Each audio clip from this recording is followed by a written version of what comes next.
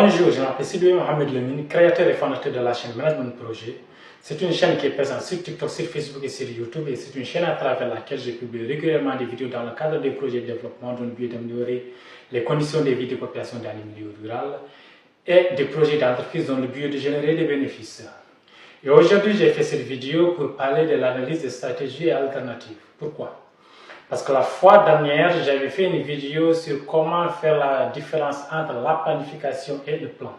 J'avais dit que la planification est un processus de réflexion qui permet à une institution d'élaborer toutes les stratégies et de déterminer toutes les ressources nécessaires pour atteindre un objectif. Et le plan, j'avais dit que c'est un document qui décrit de façon très claire comment l'institution compte changer la situation et atteindre son objectif. Mais dans la planification, j'avais dit qu'on a deux types de planification, la planification stratégique et la planification opérationnelle. Maintenant, pour faire ces deux planifications-là, on a besoin d'outils. Mais dans le cadre des projets ruraux, l'outil le plus utilisé reste la méthodologie ZOP ou bien la méthode ZOP. Et dans cette méthode, on a 4 analyses à faire. La première analyse est l'analyse des parties prenantes, la deuxième est l'analyse des problèmes, la troisième est l'analyse des objectifs ou solutions, et la quatrième et dernière analyse est l'analyse des stratégies et alternatives. L'analyse des stratégies et alternatives est une analyse qui examine toutes les stratégies qu'on a obtenues à partir d'un arbre à objectif ou bien d'un arbre à solution. Et pour ce faire, on doit passer par 2 étapes. La première étape consiste à étudier toutes les stratégies qu'on a eues. Par exemple, si on prend cet objectif, j'ai donné 4 stratégies à partir desquelles on peut l'atteindre. Et on doit étudier toutes ces stratégies à partir de 4 facteurs.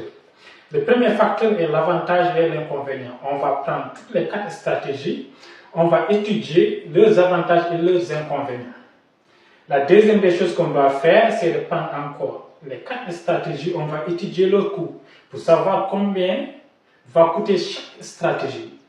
Maintenant, la troisième des choses à faire, c'est de savoir si les ressources de toutes les stratégies sont disponibles. On va étudier toutes les stratégies pour voir si les ressources sont disponibles. Et la quatrième et dernière des choses à faire dans la première étape, c'est de voir l'impact de chaque stratégie sur la communauté locale. Maintenant, la deuxième étape consiste à choisir la meilleure solution en termes de durabilité, d'efficacité et d'efficience. En gros, l'analyse des stratégies alternatives, c'est une analyse qui va vous permettre de choisir la meilleure stratégie qui va vous permettre d'atteindre votre objectif et réaliser ainsi votre projet.